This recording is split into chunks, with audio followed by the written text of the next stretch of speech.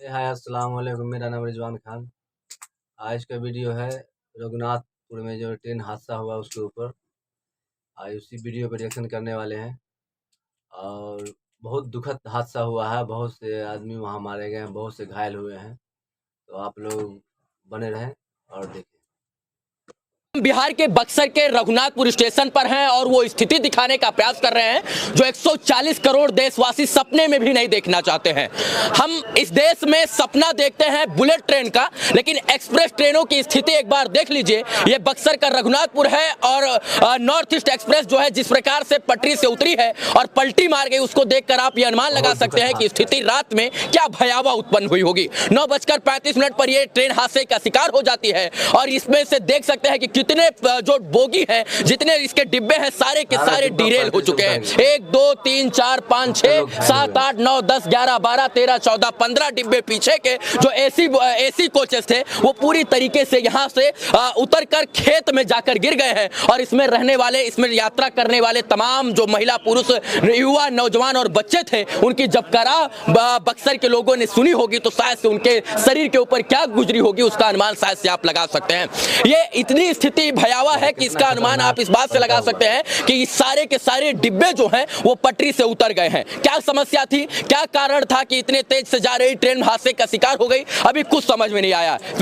4 महीने के अंदर ये दूसरा सबसे बड़ा रेल हादसा है। इससे पहले बालासोर रेल हादसे ने पूरे देशवासियों की रूह को हिला कर रख दिया था और सबकी नींद उड़ा कर रख दिया था। आज बिहार के बक्सर के रघुनाथपुर में यह हादसा जो है ये सोचने का विषय है, गंभीर विषय है कि आखिर ऐसे हादसे क्यों हो जा रहे हैं। हम टेक्नोलॉजी की बात करते हैं, हम 21वीं सदी के आधुनिक भारत की बात करते हैं, हम जो है विश्व गुरु बनने का सपना देखते हैं, हम बुलेट ट्रेन चलने का सपना देखते हैं, हम हाई स्पीड रेल का सपना देखते हैं और इसके बाद एक्सप्रेस ट्रेनें इस तरीके से और पैसेंजर ट्रेनें इस प्रकार से जो है पटरी से उतर जाती हैं। ये कहीं ना कहीं गंभीर विषय है और इंडियन रेलवे को सोचना पड़ेगा। आज सवाल कई हैं, उन सवालों को सोचना है और बताना, उनका जवाब देना है कि ऐसे हादसे क्यों हो जाते हैं। बालासोर ट्रेन हादसा अभी ढंग से उभरा ही नहीं था, 300-400 लोगों की इसमें मृत्यु हो गई थी कि इस रेल हादसे ने पूरे देश की जो है रोटे खड़े करके और पूरे देश को झकझोर कर रख दिया है।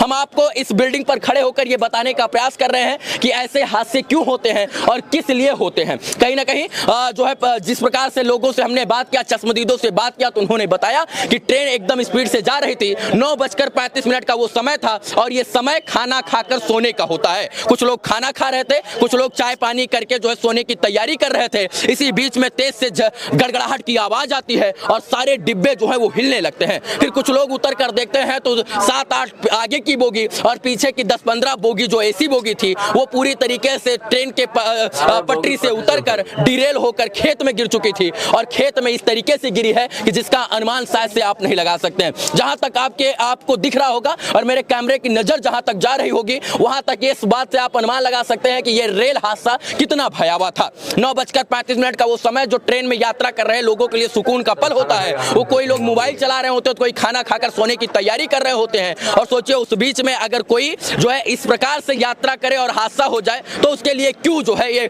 सवाल हो जाता है। क्यों हुआ, कैसे हुआ, इन तमाम सवालों का जवाब मिलना अभी बाकी है। लेकिन इस वक्त रघुनाथपुर स्टेशन पर जो है बचाव दल काम कर रहा है। जब बक्सर के लोगों को और रघुनाथपुर के लोगों को इस हादसे के बारे में पता चला तो अपने घर से चाय, पकौड़ा, ब्रेड, इसके बाद तकिया, तौलिया लेकर बचाने का कार्य प्रशासन से पहले से शुरू कर दिए। यहाँ पर देखिए अभी एक जो है एक हाइड्रा आया है और ये डिरेल बोगियों को जो है साइड में करने का प्रयास कर रहा है। पूरी तरीके से ट्रेन जो है इस रूट पर चलने वाली सभी ट्रेनों को स्थगित किया गया है। आवागमन पूरी तरीके से ठप है और एक भारतीय इंसान एसी बोगी में इसलिए सफर करता है क्योंकि उसको लगता है कि हम सुरक्षित रेल यात्रा कर रहे हैं, एसी में रहेंगे तो हम बेहद सुरक्षित रहेंगे और हद से ज्यादा सुरक्षित रहेंगे। लेकिन एसी बोगी का क्या हाल हुआ है ये आप देख सकते हैं।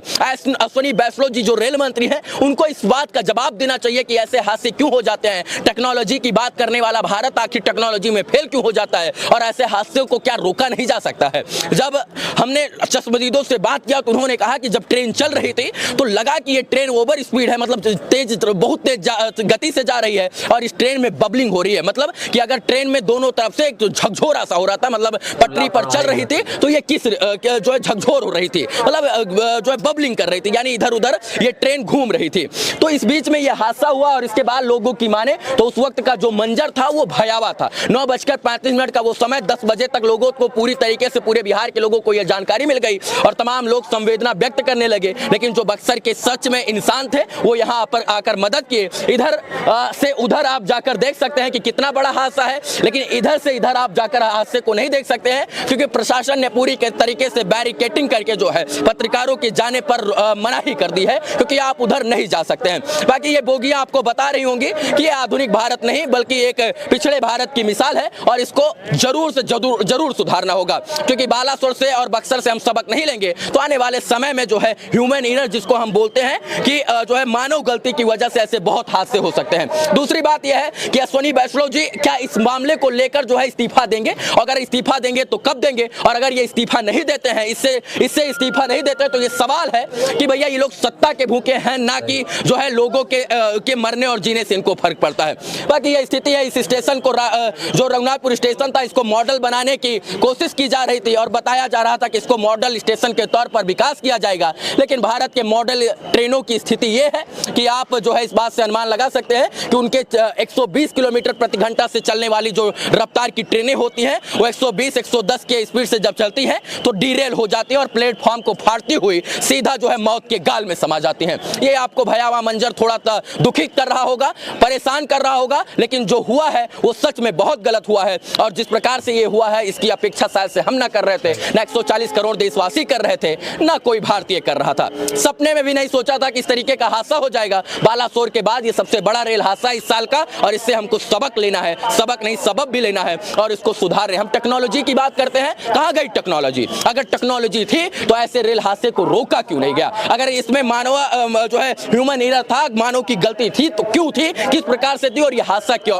कैसे हुआ? आगे क्या ऐसे हादसे नहीं होंगे और अगर होंगे तो कैसे रोक लगाया जाएगा, ये सवाल है। बुलेट ट्रेन का सपना छोड़ दीजिए, क्योंकि भारतीय रेल अपने एक्सप्रेस ट्रेन और पैसेंजर ट्रेन को भी ढंग से स्वचालित और संचालित नहीं कर सकता है, क्योंकि इस प्रकार की पटरियां जो हैं वो इन ट्रेनों की गति को, क्षमता को सह ही नहीं सकती हैं। बाकी आपको इस वीडियो को दिखाने का प्रयास इसलिए कर रहे थे कि भैया अगर आप ट्रेन में यात्रा कर रहे हैं तो सोच लीजिए कि हम सुरक्षित नहीं हैं और टर्म लाइफ इंश्योरेंस अपने बीबी बच्चा परिवार के लिए 1-2 करोड़ रुपए का करवा लीजिए, क्योंकि आप इंडियन रेलवे में सफर करते हैं। मुस्कुराइए, हम इस वक्त बक्सर में हैं। बहुत बहुत हादसा हुआ और ये देख के बहुत दुख होता है आदमी को। बहुत आदमी इसमें मारा गया, बहुत सा घायल हुए, लेकिन सरकार की तरफ से 4 बंदे बताए थे कि 4 आदमी मरे हैं, लेकिन कितने मरे होंगे पता नहीं। और ये जो हादसा हुआ रघुनाथपुर पटरी जो चेंज करते हैं उस टाइम में ये हादसा हुआ, स्टेशन के पास ही हुआ।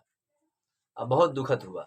अभी कुछ दिन पहले आप लोग देखे होंगे बालासोर रेल हादसा हुआ, उसमें 3 ट्रेन आपस में टकरा गए, कितने लोग मारे गए। उससे भी सीख नहीं लेती है सरकार और ध्यान नहीं देते हैं अधिकारी। इस लापरवाही का नतीजा है कि इतने लोग मारे जाते हैं, हादसा के शिकार हो जाते हैं।